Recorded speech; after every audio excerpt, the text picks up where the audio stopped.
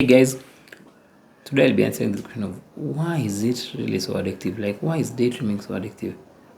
Actually, the main reason why it is so addictive is it doesn't need anything.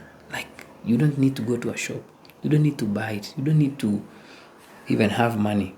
In fact, some of the most maladaptive daydreamers, because of productivity, of low productivity and procrastination, are mostly broke.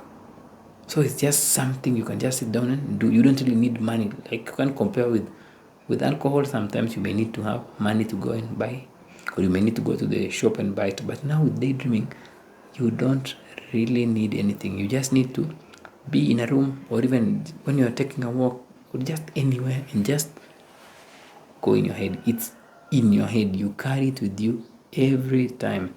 It's not like you can go to a rehab, for example, for alcohol, where you can go to a rehab where there's no alcohol and you are controlled not to engage in any kind of drugs.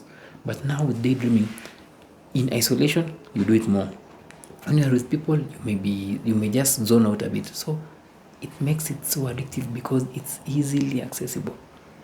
And the other thing is, daydreaming in itself doesn't have a negative effect in quotes. Like, you cannot convince yourself and say that daydreaming is bad. Like, daydreaming affects my brain. No, it doesn't affect your brain. It's just a normal habit. Like, it doesn't affect your health in a negative way. Of course, directly. Of course, it affects your health indirectly because you end up ignoring a lot of things. But in itself, like engaging in that activity in itself, has no negative effect in your health. Like, you cannot compare it with binge eating, when you can be told that, hey, if you binge eat, you will get diabetes, or you will get hypertension and all those things. But now with daydreaming, you there's nothing. Actually, there's no negative effect.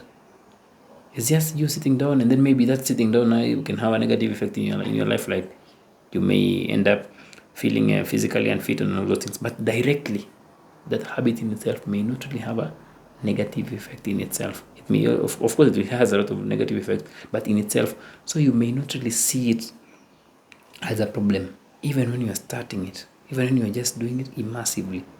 Not even become maladaptive yet.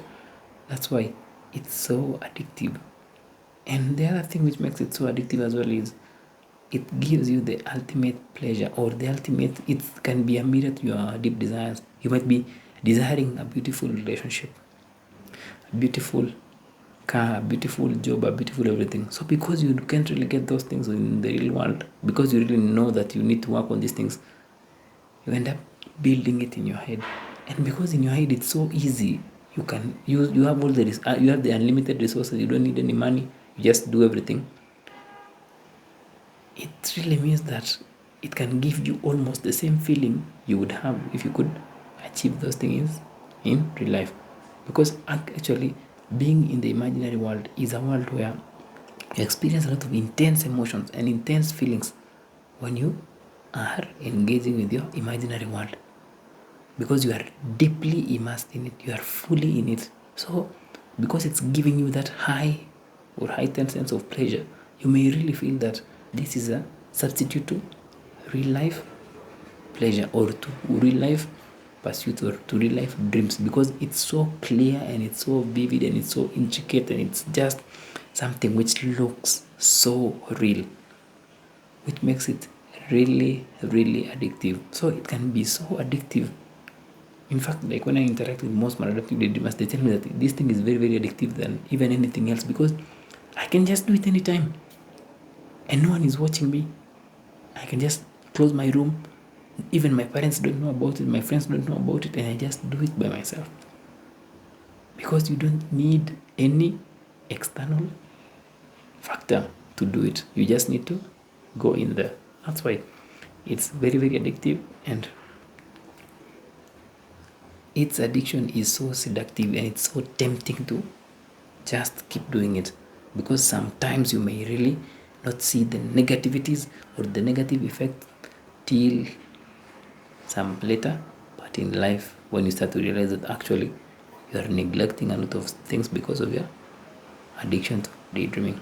So it's very dangerous, and it's still an addiction, because you are still suffering on a deeper level.